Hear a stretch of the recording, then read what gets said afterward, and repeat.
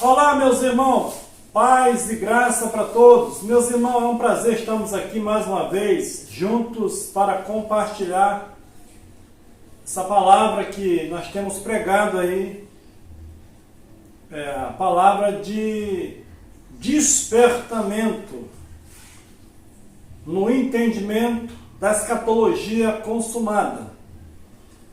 Para você que está chegando aí agora, meu irmão, você que não me conhece, o meu nome é Simar Rodrigues, falo aqui de Unamar, Cabo Frio, e é sempre um prazer poder falar contigo. Você que não é inscrito, escreve aí, isso me ajuda muito, dá um joinha, divulga essa mensagem para aqueles que não conhecem ainda, né? Que hoje, graças ao nosso bom Deus, o Evangelho do Reino já tem espalhado em muitos lugares e o Brasil é um deles que tem vivido, a maioria que entende essa palavra, tem vivido o Reino Eterno, descansando no Reino Eterno.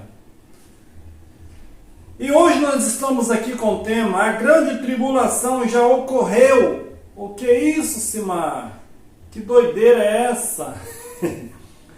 Para muitos são doideira, né? Para muitos é heresia, mas você já se perguntou que a grande tribulação, a qual 99% da liderança hoje pregam, se você descobrisse que ela já ocorreu entre o ano 66 e o ano 70, o que você faria? Você meteria o pé na jaca? Você desfrutaria do reino? Ou você viveria uma vida como? Se já ocorreu. O que prende você, na realidade, no reino de Deus?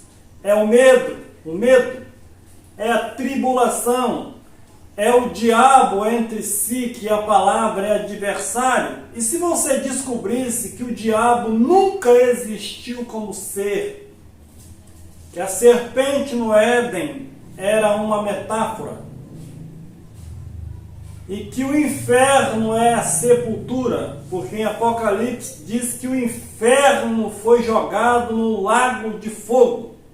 Se o inferno é um lugar, segundo a teologia, como é que um lugar pode ser jogado no lago de fogo? Deixa aí você a pensar.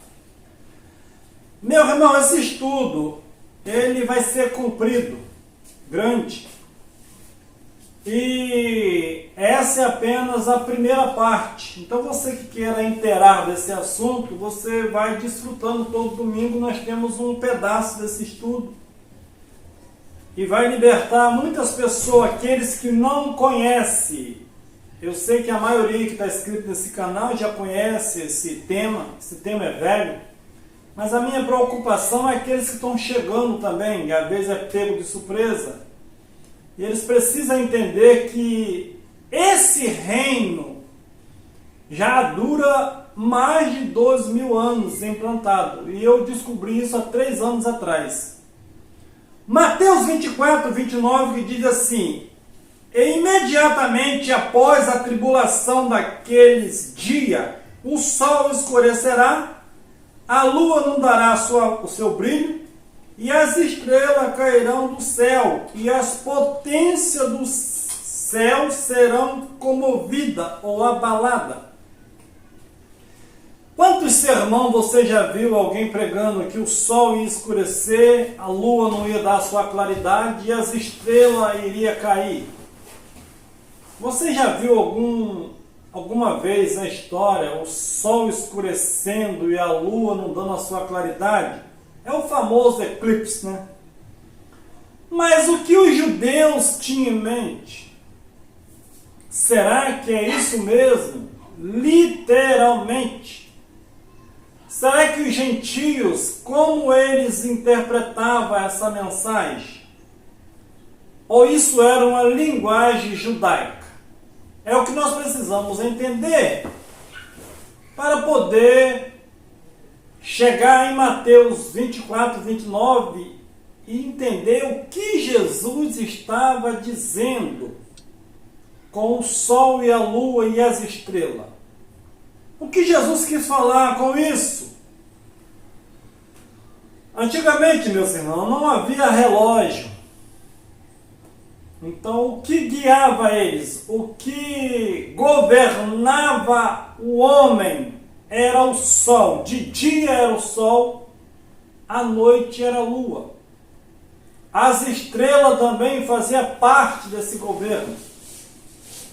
Eu me lembro na roça, quando eu trabalhava na roça, há uns 30 anos atrás, que eu fui criado na lavoura,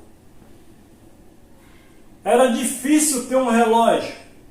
E aí nós olhava para o céu e quando a sombra batia na gente e nós pisava na sombra da nossa cabeça, nós já sabia que era meio-dia e já estava na hora do almoço. Se há 30 anos nós éramos guiados pelo sol, você imagina como os judeus entendiam isso, isso veio passando de geração em geração. Mas a igreja não quer ensinar isso, porque senão desmonta toda aquela categoria do cara ficar olhando para o sol e a lua. Gênesis capítulo 1, versículo 16. Deus, pois, fez os dois grandes luminários, o luminar maior para governar o dia. Então, o sol para governar o dia. Então, o sol era um governo do dia. Pelo sol, eles imaginariam o horário. Eles eram guiados pelo sol. E o luminar menor para governar a noite. Fez também as estrelas. Então, o sol maior governava o dia. E a lua menor governava a noite. As estrelas também faziam parte do governo. Então, se o sol escurecesse de verdade e a lua nunca mais desse o seu brilho, acabaria o governo do mundo? Ou acabaria o governo de uma nação? É por esse caminho que nós vamos entrar. Versículo 17. E Deus os pôs no firmamento do céu para alumiar a terra, para governar o dia e a noite. Olha aí, para que o sol e a lua foi feito? Para alumiar e para governar o dia e a noite. Está bem claro aqui. E para fazer separação entre a luz e as trevas. E viu Deus que isso era bom. Então, opa! Texto sem contexto é pretexto para heresia. É o que o mundo vive hoje, esperando Jesus vir nas nuvens. Esperando que o sol escureça e a lua não dá sua claridade e as estrelas caiam. Enquanto isso, o tempo vai passando e nada acontece. Quantos anos perdidos? Como os judeus interpretavam esse sol e lua, estrela? Será que é igual a igreja de hoje? Será que é a mesma interpretação? Ou tem alguma coisa debaixo desse angu? Debaixo desse angu tem caroço, irmão. Infelizmente, meus irmãos, as pessoas foram treinadas a não pensar. Quem pensar fora da caixinha é rebelde. Esse cara está com Satanás, está com o opositor. Gênesis capítulo 37, versículo 9. Vamos ver o que a família de José tinha em mente quando falava sol, lua, estrela.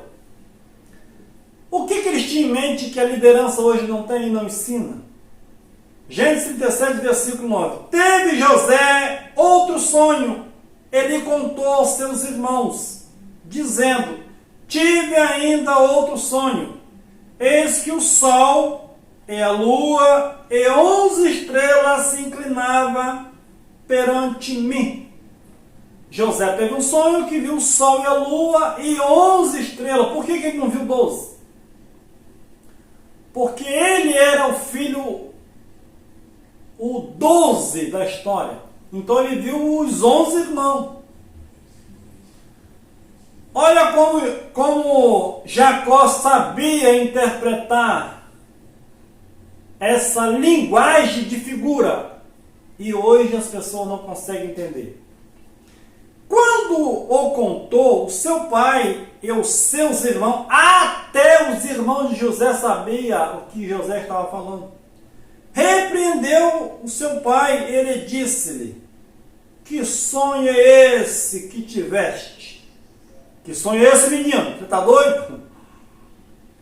Porventura viremos eu e teu irmão e teus irmãos inclinarmos com o rosto em terra diante de ti?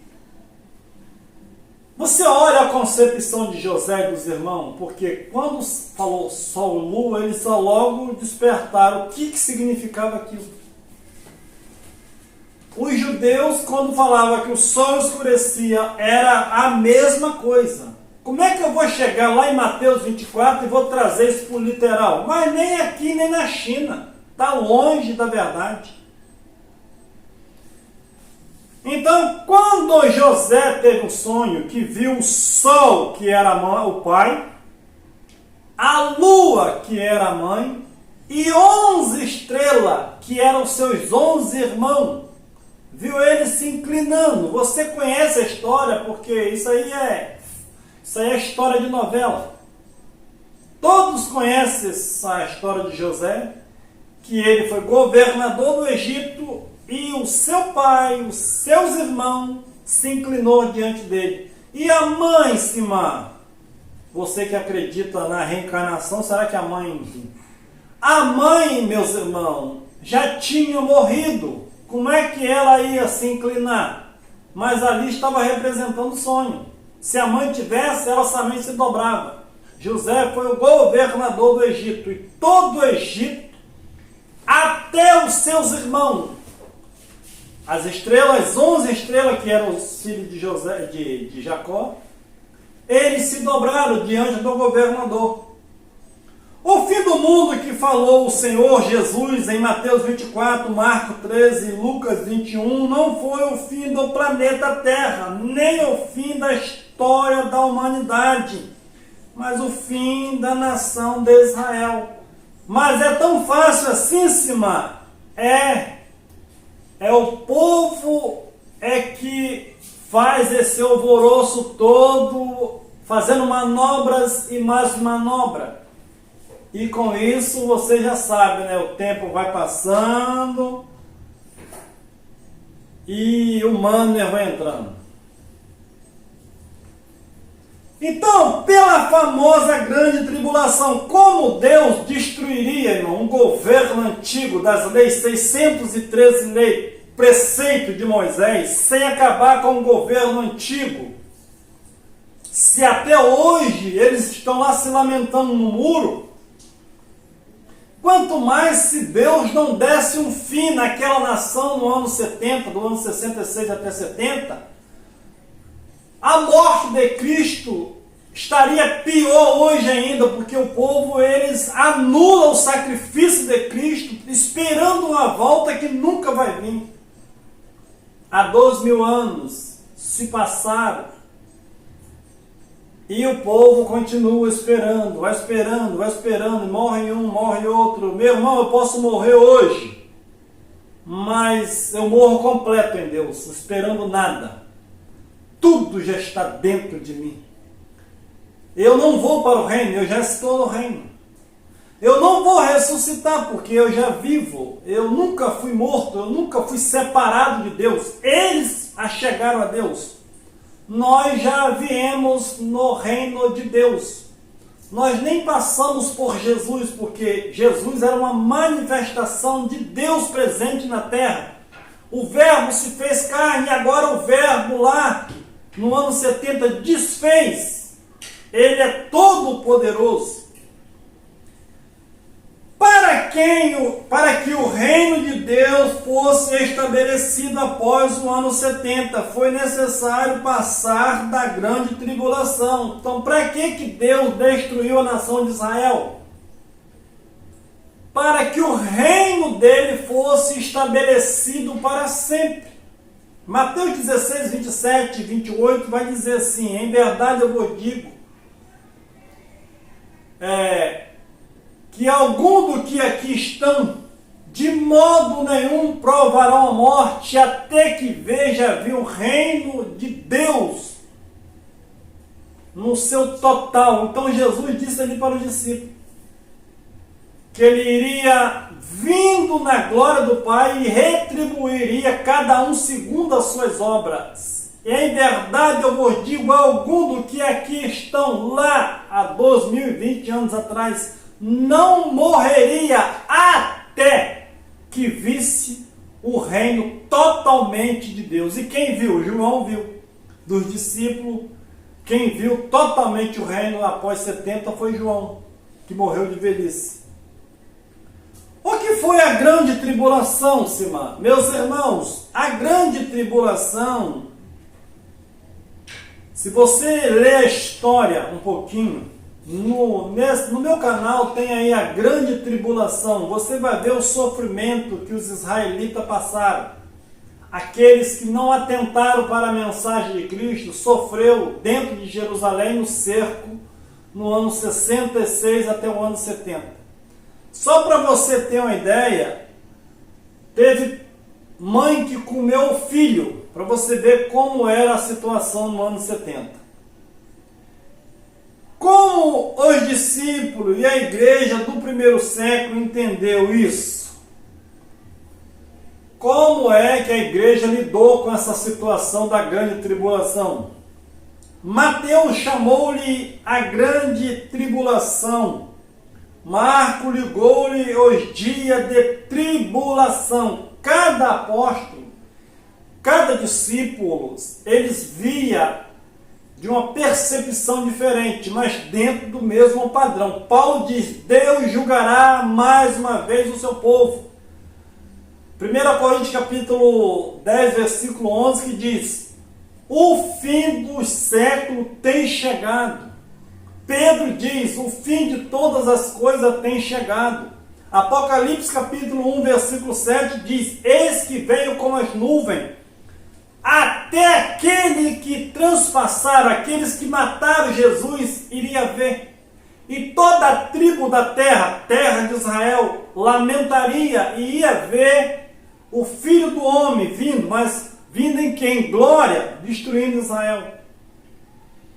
Lucas, nos dias de retribuição, Lucas já dizia que aquele dia era o dia da retribuição daqueles que praticaram o mal e aqueles que praticaram o bem. Mateus e Marcos registraram a grande tribulação como nunca na sua classe houve uma desde a criação do mundo.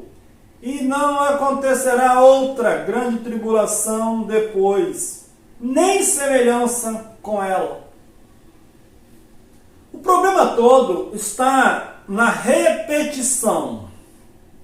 Hoje a teologia trabalha assim: olha, eles não negam que teve uma tribulação no ano 70. Mas eles mentem quando diz que ela vai se repetir no futuro. Não tem duplo sentido a tribulação. Senão Jesus falava. Não adianta tapar o sol com a peneira, o ditado, popular. Então a igreja pode estar hoje em dias tranquilo, repousada, estendendo o reino de Deus, porque a famosa grande tribulação aconteceu no ano 70. Para aqueles que estão engateando ainda, que se chamam igreja, pode estar descansando, porque não tem tribulação. Mas a igreja do primeiro século, ela foi transformada em reino eterno de Deus. Jesus disse que o reino de Deus seria como uma mulher que mexeu 3 medidas de farinha, botou ali o fermento e a massa cresceu. Jesus disse que assim seria o seu reino, como uma mulher. Ela botou 3 medidas de farinha e botou o fermento e deu muitos pães. Assim seria o reino de Deus. Se o reino de Deus fosse pregado na íntegra, na verdade, como Jesus disse, o mundo estaria melhor hoje, meus irmãos, porque Jesus disse: ide e pregai. Pregai o quê? Arrependei? Sim, porque é chegado o reino do céu.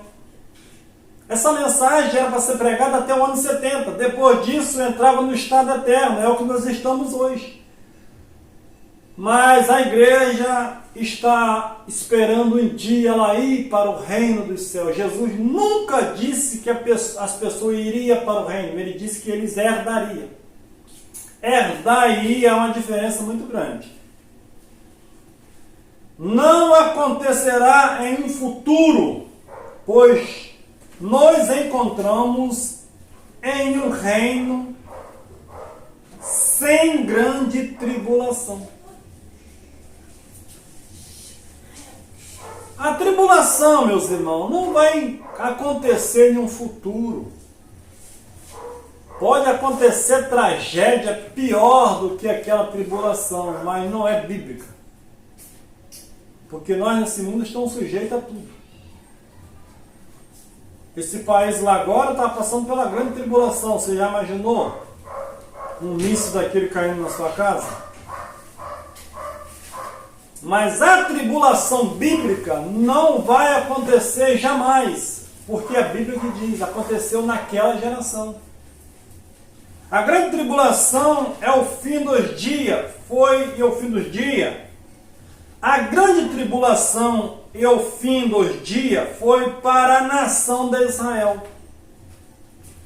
Por que hoje a maioria prega que o fim do mundo, o fim dos séculos é para os dias de hoje? Quantas pessoas morreram pregando isso? Uma mensagem atrasada e fora de contexto. Lemos em Mateus 24,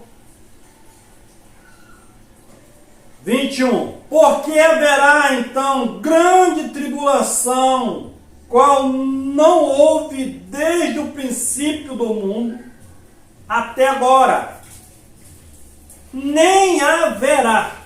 Você nota que o versículo diz que haveria uma grande tribulação,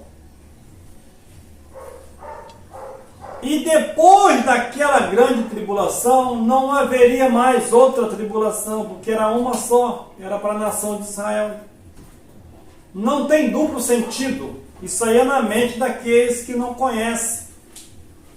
Observe que nas palavras de Jesus não existe o duplo sentido de profecia, nem faz nenhuma referência a um duplo comprimento de tempo. É o que eu falei. Eles afirmam que a tribulação veio em Israel no ano 70. Mas eles afirmam que ela tem um duplo sentido escatológico. Mas em qual Bíblia? Só se for lá no Alcorão.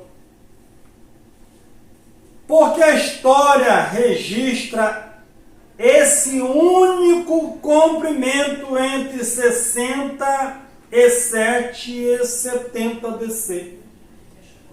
Não é eu que falo, mas a história registra esses fatos entre 67 e 70. Contra fato não há argumento. Se a história registra isso, quem somos nós para ir contra a palavra de Deus? Porque, pelo menos eu respeito a palavra. O que aconteceu na grande tribulação, Simão? Quando as legiões romanas deram fim ao povo de Israel, ao seu templo e o seu sacerdócio e a cidade de Jerusalém.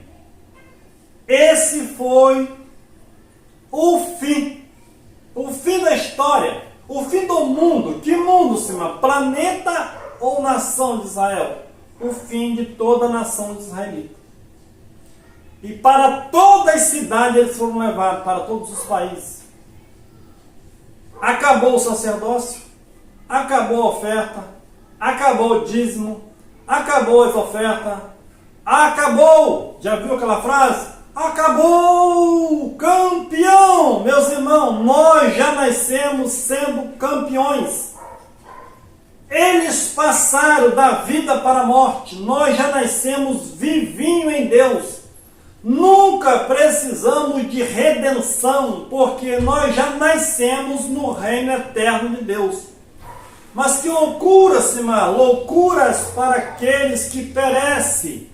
Mas para nós que fomos libertos desse entendimento, desse sistema religioso, a qual em vez de dar luz, cega os incautos, para nós isso é uma liberdade muito grande. Você hoje viver sem estar sujeito a uma religião, sem estar sujeito a frequentar um templo, chuva que faça sol. Quando você entende que o evangelho já foi pregado, mas o reino de Deus precisa crescer. As pessoas precisam saber que eles já nasceram no reino.